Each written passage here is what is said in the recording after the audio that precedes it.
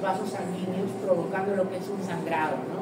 O sea, cuando hay un sangrado por úlcera péptica, la sangre suele ser directa hacia el tracto gastrointestinal, pero hasta al estar en contacto con el tracto gastrointestinal está en contacto con las enzimas que degradan a las proteínas. Entonces, esas proteínas de la sangre se van a degradar y en específico tienden a oxidar al grupo M. Por eso es que pueden producir un M más no rojo, sino muy oscuro, casi negro. Entonces, algo característico de la hemorragia digestiva generada por la úlcera péptica es la melena. La melena son las heces negras con sangre digerida, por eso no se ve rojo, se ve negro. Doctor, que te digan así, mis heces están oscuras, ¿puedo tener melena? No, tiene que ser negro como el betún, negro, así, totalmente negro. ¿Ya? Otra característica muy importante es, aparte del color, es que son pastosas, ¿no? Son, como ustedes han visto esas arenillas o plastilinas que se utilizan para los bebitos, ya muy parecidas a ellas, así como que se despedazan, ¿no? Sin tocarlas. Muy bien. ¿Qué más? Es que suelen ser muy malolientes, doctor, pero las heces son malolientes, claro que sí, pero estas suelen tener un olor como descompuesto, como malogrado, ¿no? Son descomposiciones. Muy bien. ¿Qué más pueden llegar a tener? Dependiendo, si el tránsito intestinal está muy alto, las heces pueden salir con algo de sangre rojo viva o rutilante. Eso se llama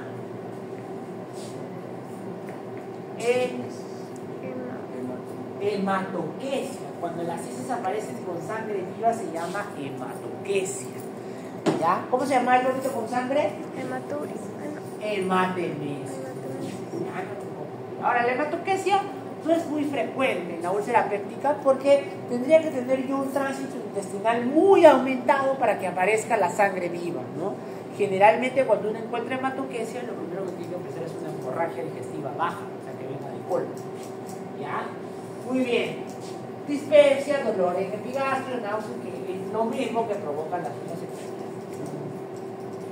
Miren, esto es lo que sucede. Nuestro Helicobacter pylori se une gracias a las acciones de diferentes vías como la activación de la fosfolipasa hacia la interiorización de la célula epitelial, libera un antígeno que puede ser el BACA1, el cual es presentado al macrófago, y el macrófago libera una serie de interleuquinas que median a la activación del linfocito T, que lo convierten en TH2 y TH1, pero que además se encargan de activar a la célula plasmática, haciendo que éste produzca anticuerpos directos contra este antígeno, y además provoca una inflamación bastante considerable. Por eso es que en la gastritis o en la úlcera péptica por Helicobacter pylori van a encontrar un gran componente de infiltración linfocitaria, ¿no? Esto es lo mismo, ya lo voy a repetir. No se preocupen que lo voy a colgar en el Canva, sino que me ha faltado pasarlo a PDF, no se preocupen. Ya, estas son las manifestaciones clínicas, ¿no? Primero, ¿cuál es la manifestación clínica más frecuente de la úlcera péptica? Ninguna. Asintomática, 70%. O sea, doctor, que yo puedo tener ahorita una úlcera y no lo sé. Exacto, correcto. Puedes tener una úlcera péptica y no lo sabes. Porque si la úlcera todavía no ha provocado la degradación o la ruptura de un vaso sanguíneo, todavía no vas a tener ni melena, ni heces con sangre, ni nada de eso. Pero cuando aparece, la característica más frecuente es el dolor abdominal. Y ese dolor abdominal suele ser un dolor urente, tipo a veces punzante, y que tiene algunas características que te pueden ayudar a su localización. Cuando la úlcera es duodenal, ocurre más o menos unas 2 a 5 horas después de la comida, y cuando se secreta ácido en ausencia de un amortiguador, puede aumentar cada vez más, es decir, suele ser agravado por la comida. Mientras que las gástricas, sobre todo a nivel del canal pilórico, suelen mejorar después del consumo alimentario, o sea, del consumo de alimentos, ¿no? Suele mejorar. Esa es una característica que diferencia un poco la localización. Y hay hinchazón, plenitud abdominal, náuseas, saciedad temprana, etc., ¿no? Bien. Muy bien. Hay otra característica, doctor, ¿qué cosa? Las complicaciones. De hecho, eso es lo más Lo más importante que hay que aprender de la úlcera péptica, la complicación.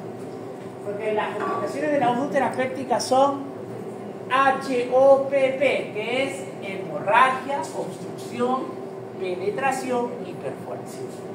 La hemorragia es la complicación más frecuente de todas, que es la ruptura de un vaso sanguíneo producto de la pérdida de continuidad de la mucosa, ¿no? Y que suele asociarse a melena, un vómito rojo, hematemesis, anemia, etc. Obstrucción. ¿Por qué se da obstrucción?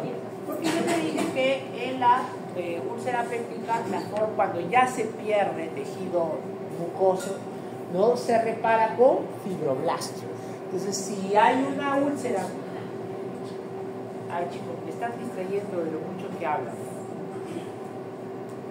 Entonces, a nivel pilórico puede haber una úlcera que va a provocar una cicatrización alrededor y va a provocar retracción. Entonces, una complicación puede ser la obstrucción.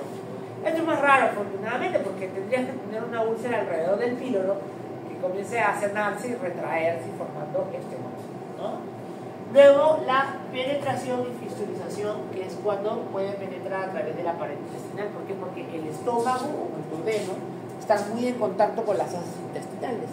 Pues a veces la ulceración puede llegar a tal grado que comunica al duodeno con el intestino. Están así pegados y tienen un contenido que está pasando al otro.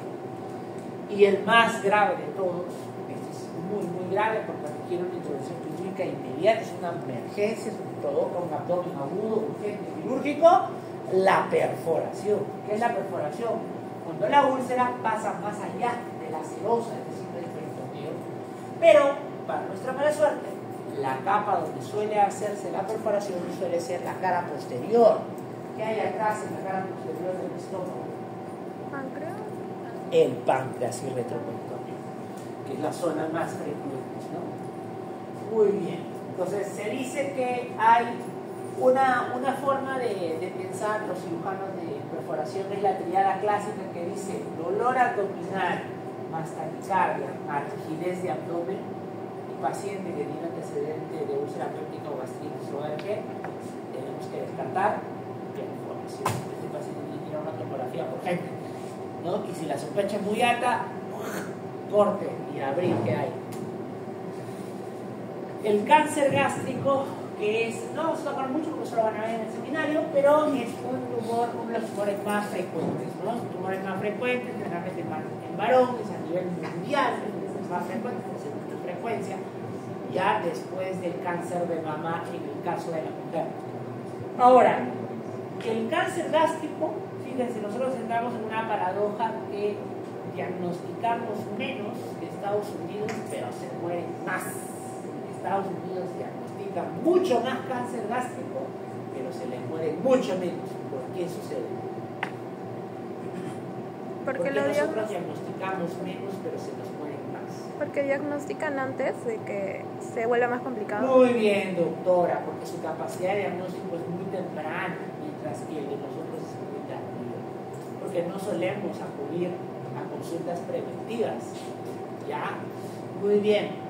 Estos son los factores de riesgo en cuanto a genes asociados al cáncer gástrico, el CDH1, el HER2, el PI1, el PI2.3, preguntas de examen básicamente, ¿no? La forma de cáncer gástrico más frecuente es por lejos el adenocarcinoma. El adenocarcinoma gástrico es el más frecuente.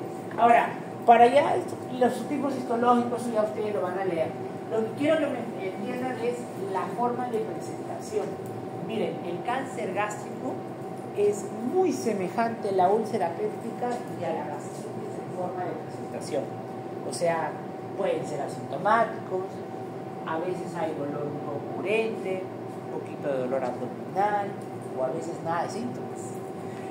Es más, si tú haces una endoscopía, encuentras un paciente que tenía dispepsia, todo eso, y encuentras una úlcera, la úlcera se puede presentar también como un cáncer, porque el cáncer se puede hacer una ulceración de la mucosa y verse como una úlcera, y no es una úlcera. Por eso es que cuando el gastroenterólogo, cuando tú acudes a la consulta del gastroenterólogo y le dices que tengo dispepsia, dolor en el estómago, ¿no? Te recetan tus medicamentos y de inmediato que te está diciendo que la siguiente venga es porque te va a programar la endoscopía. No es que te quiera sacar plata, sino es que como las 4 enfermedades se parecen mucho en manifestaciones, con eso no va a ser suficiente, necesita ver la lesión. Y es más, si él encuentra una úlcera en el estómago, la tiene que biopsiar, porque úlcera en el estómago pueden ser dos cosas, o es cáncer o solo es una úlcera péptica. Entonces, con simple vista no va a bastar, tiene que tomar una muestra. ¿Por qué crees que todos los médicos que quieren ser clínicos cuando salen quieren ser gastroenterólogos? ¿Qué plata, pues? ¿Y por qué plata? Porque sí o sí, para diagnosticar necesitas procedimiento. Y ese procedimiento cuesta, hay que pagar. Por eso es que si quieres llegar a la residencia y quieres ser gastroenterólogo, tienes que estudiar. Porque de las ciencias clínicas, la que más ranking necesitas para aprobar es gastroenterología, en las clínicas. En las quirúrgicas son muchas, ¿no? Los nefros no, porque los nefros son pocos los llamados los elegidos. Así es. Son un poco los inmunitarios. Mentira, chicos. Pero no, sí, si quieren alguna gastroenterología, es una especialidad muy rentable porque, como les repito, para el diagnóstico se requiere mucho procedimiento. Y se requiere, por eso casi siempre te van a pedir una endoscopía. Porque esas enfermedades, como se habrán dado cuenta, son síntomas muy vagos y te lo puede dar varias enfermedades. Hasta la diarrea te puede dar dispepsia o dolor abdominal. ¿Por qué no se hace en todos los establecimientos de salud, por ejemplo, procedimientos quirúrgicos? Por ejemplo, el del de salud que hay en Villa El Salvador, derivaron a un amigo para que vaya a revalidar. Porque no tienen el residente capacitado. No, porque no tienen gastro, porque no tienen endoscopio. Si no tienen endoscopio, ¿qué van a hacer? Eso se llama centralización del sistema de salud. Eso debería cambiar. Así es, exactamente. Pero mientras sigamos siendo ignorantes, las autoridades no lo creo. Los chicos tienen dos posibilidades: o estudian y cambian nuestro país, o estudian y se van afuera. Así es. No, yo vuelvo. Tú te vas por afuera, dices. O quieren quedarse a cambiar el país. Cualquiera de las dos opciones son válidas. Yo les soy honesto, ¿saben qué? Yo quiero que mi hija estudie medicina, quiero que estudie y que se vaya fuera. No quiero que se quede, porque el país cada vez está peor en educación. Más pesa cuánto hay plata y menos cuánto quiere formar los estudiantes. Por eso es que soy exigente, chicos. No porque me paguen más ni porque me paguen menos. Les digo la verdad de la mera. Cuando alguna vez una universidad me dijo, doctor, muchos de tus alumnos están jalando, tienes que hacer curva, fue el día en el que le dije, mira, ¿sabes qué? Gracias, muchas gracias por los días que he trabajado, pero no coincidimos en la forma de pensar. Así que, chao. Qué miedo, porque no me gusta trabajar de otra forma. Porque ustedes pueden tratar a mi hija, pueden tratar a mi mamá, a mi papá, pueden tratar a mi esposa, que también es médico, también es profesora. No, pues, así son, tan chiquiviejo, pero así son. Muy bien. Listo, entonces miren la clasificación. Los cánceres, pues miren, bueno, no se debe por la imagen, está las patas, pero por el tema de la imagen, pero no sé si pueden ver acá muy bien, esta es una úlcera. Y es muy parecida a la úlcera péptica, igualita, como un cráter. Por eso te dije que al gastroenterólogo no le va a bastar con verla nada más, necesita la biopsia. Es más, es prácticamente protocolizado que úlcera que está en el estómago se biopsia. ¿Cuál es la úlcera que no se biopsia usualmente? La del duodeno. Porque la del duodeno no es frecuente el cáncer duodenal. Entonces, no. Cuando el gastro ve una úlcera duodenal, esa sí más bien la deja mirar, solo la mira la úlcera. Pero si el gastro ve una úlcera en el estómago, así tú seas jovencito, peor ahora que mientras más joven más fuma, ¿no? Entonces, sí o sí la biopsia. Porque puede ser un cáncer y ni siquiera cuenta si está acá. Y entonces el cáncer se puede clasificar de acuerdo a su tipo histológico, pero también de acuerdo al grado de metástasis, ¿no? A la profundidad con la que se va. Puede llegar desde solo la mucosa hasta llegar a los ganglios linfáticos, ¿no? Ustedes saben que en Japón tienen un factor que es muy importante, que es la comida. Ellos comen mucha comida ahumada, ¿sí? Comida japonesa, comen mucha comida ahumada. Entonces, la comida ahumada libera muchos fenoles y quinoles que lo que hacen es aumentar el estrés oxidativo de la mucosa gástrica y por eso aumenta mucho el riesgo de cáncer. Ellos tienen mucho diagnóstico de cáncer, no se les mueren mucho.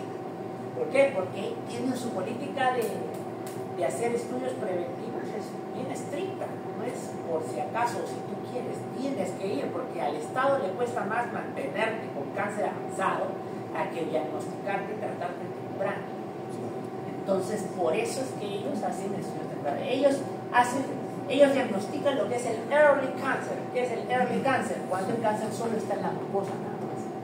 ¿Cuántos early cancer diagnostican? Pero nada, casi nada, no nos encontramos acá ya. Ahí van casi todos, ¿no? Porque nuestras políticas preventivas son pobres, anulas. ¿Por qué? Porque tenemos un puro bruto. Así es. De repente sale esto en YouTube y ya mañana ya me sacan de los no creo. Con tantas cosas que digo yo en las reuniones clínicas y hasta ahora no me sacan. Está ligado. Ah, sí. No es que estoy blindado. No me gusta a mí callarme las cosas. Muy bien. Entonces, miren, ahí está. Entonces, este por ejemplo de acá es un ejemplo de un cáncer totalmente con glándulas totalmente amorfas, con núcleos grandes, cambios citopáticos muy significativos, ¿no?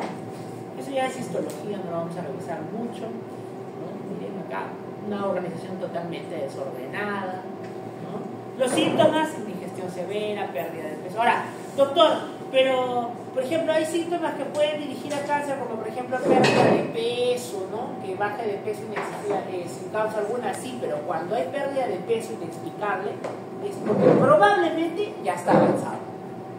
Entonces, si yo voy a esperar la pérdida de peso para pensar en cáncer de estómago, capaz que me estoy equivocando.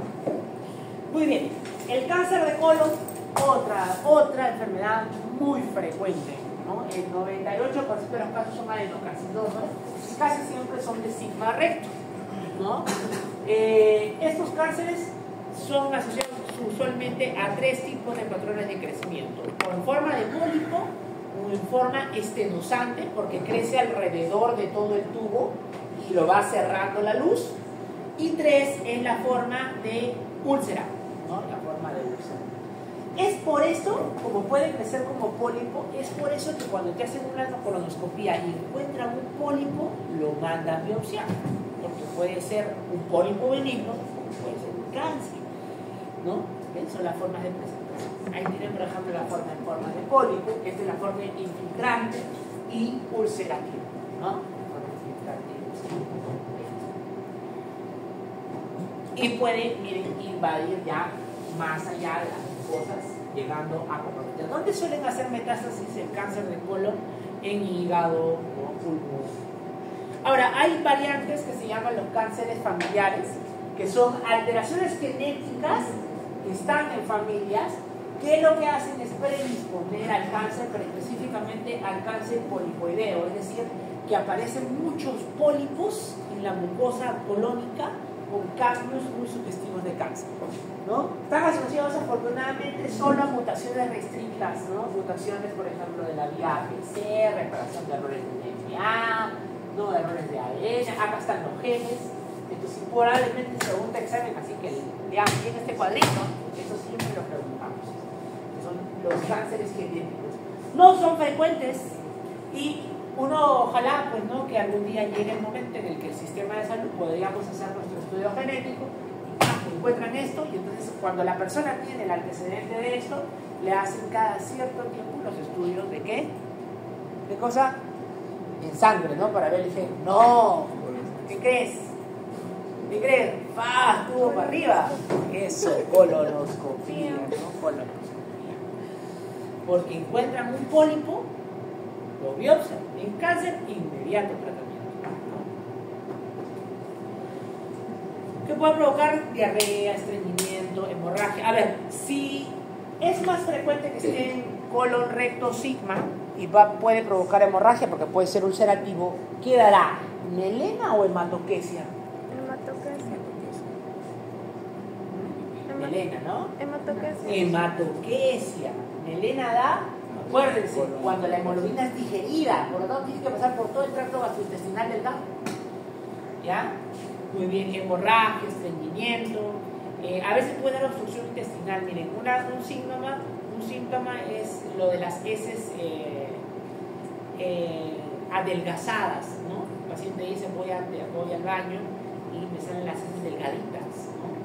Porque puede ser por otras cosas, no solo por cáncer. No se asusten para los que no saben, ¿ya? Pero puede ser, ¿por qué? Porque les he dicho que una forma del patrón de crecimiento es la forma estenosante, o sea, que crece y va disminuyendo la luz del cáncer, la luz del tubo.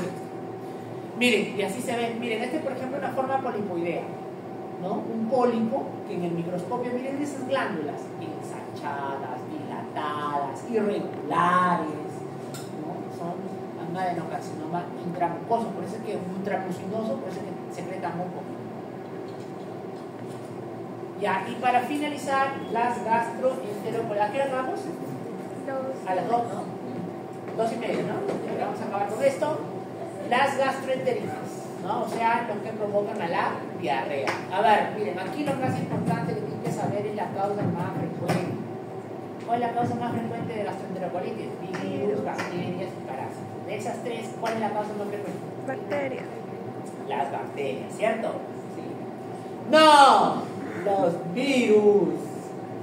El 85 al 90% de los casos de las diarreas, chicos, son virales.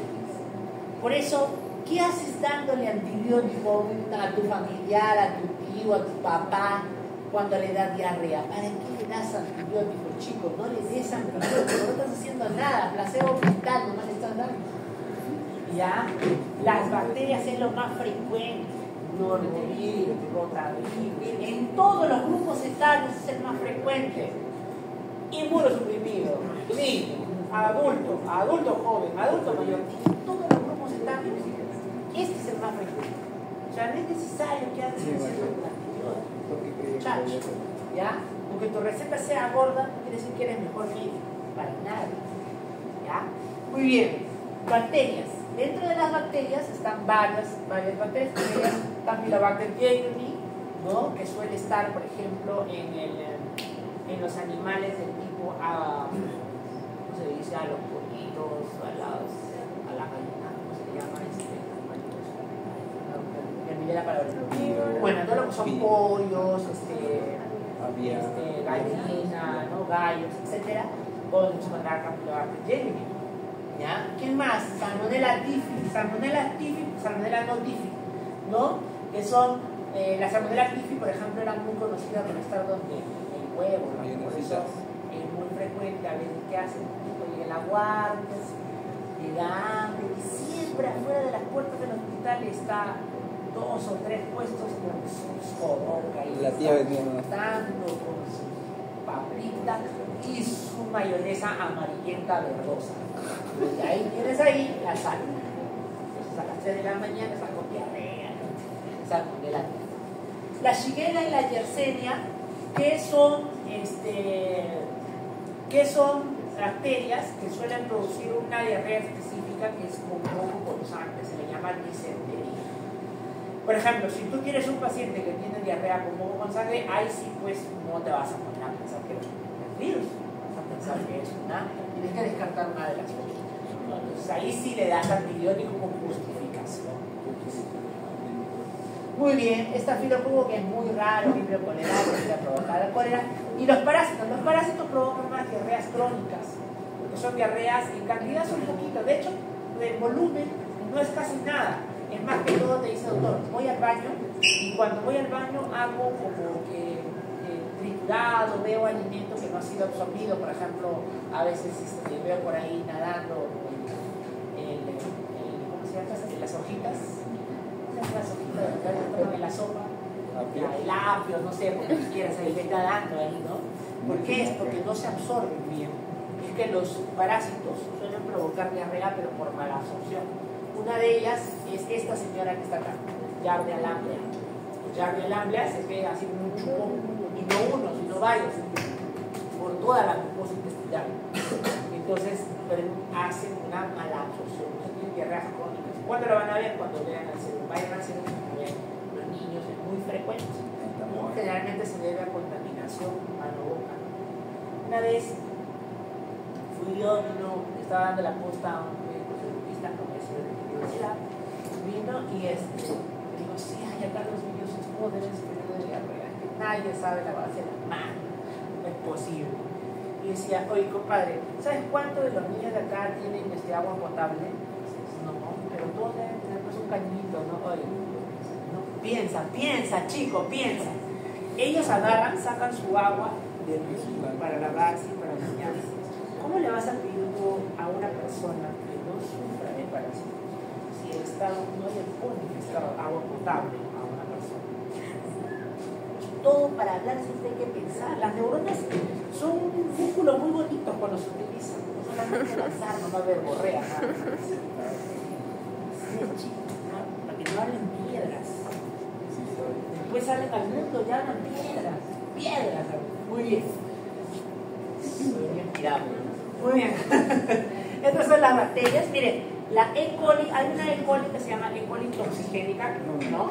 Que produce una toxina parecida a la toxina Shiga, que provoca parecida a la toxina del cólera, que lo que provoca es una diarrea secretora de hidrocloruro de sodio por parte del intestino delgado, y que se llama la diarrea del viajero, porque suele ser asociada mucho, ¿no? a las personas que vienen de otro país hacia una flora completamente distinta, por ejemplo, al Perú, ¿no? Y que presentan ese tipo de diarreas inmediatamente después de haber a la semana de haber viajado.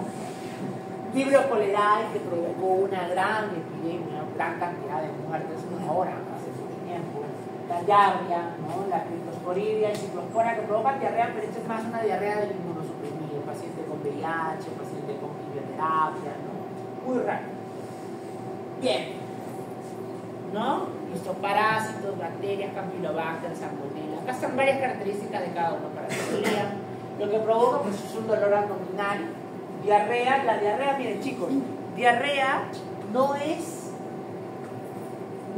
de posiciones acuosas. Diarrea es cambio en la contextura habitual de nuestras deposiciones.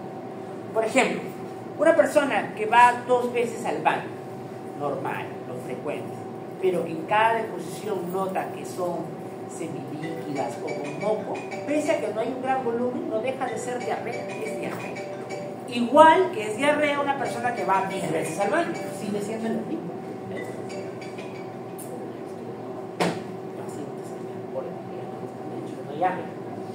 Muy bien, diarrea, listo. Entonces aumento de secreción gastrointestinal, provoca diarrea, muy bien. Y náuseas y vómitos. Esto es muy frecuente. Recuerden que las zonas que estimulan al sistema gatillante del vómito están mucho en el tracto gastrointestinal. Y ya para terminar, los 4 tipos de diarrea. La diarrea se divide en 4. Secretora, cuando yo hago o una partícula viral o una toxina, hace que el tubo digestivo secrete mayor cantidad de iones hacia la luz, cuando debería ser que más bien se secrete. Esto, por ejemplo, pasaba en vibrio cholerae, en la cólera. Saben que el cólera mató mucha gente porque hacía que no absorbiera el agua. Y nosotros producimos hasta 9 litros de agua en secreciones, desde la saliva hasta el colon. Entonces, si yo no lo absorbo, en un día nomás me desnuco. ¿Por qué? Porque pierdo 9 litros. Entonces necesito reabsorber. El vibrio cholerae inhibía la absorción de esa cantidad de agua. Ustedes saben que en la época de la pandemia del vibrio cholerae, que no fue viejo, porque yo tampoco soy tan viejo, ¿ya? Tuvimos que crear camas, eran así, que tenían a la altura de la región del ano, o la región donde iba a ir la región glútea sacra, con un agujero. Y abajo se le ponía baldes para que pues, todo lo que cayera. Ibas a andar cambiando pañal tras pañal sin pobre cagas, ¿no? Y andaba conectado a un montón de suelos para reponer toda la cantidad de agua increíble que es. Muy bien. Listo. Osmótica, por ejemplo, ¿cuál es? Cuando yo consumo un alimento al tracto gastrointestinal que 1, no se absorbe y 2, es osmóticamente efectivo. Si no se absorbe, se queda en la luz. Y si se queda la luz y es osmóticamente efectivo, significa que es capaz de hacer que el agua se mueva desde los vasos sanguíneos hacia la luz del intestino para igualar la concentración. Por ejemplo, la lactulosa. ¿Por qué crees que cuando estás estreñido te dan lactulosa? ¿Por qué? Porque lo que haces es tratar de producir una diarrea osmótica, ¿no? Inflamatoria, que básicamente las gastroenteritis que hemos visto, y las de motilidad, que es cuando yo aumento la motilidad intestinal. Que sucede en el intestino irritable. Y esto es, si bien importante, siempre es un diagnóstico de exclusión. Yo no le puedo decir referente a una persona, por más ansiosa que ésta sea, ya, que su diarrea es por hipermotilidad primera. Tengo que descartar las otras causas, ¿no? Listo. Muy bien, chicos. Nos hemos quedado en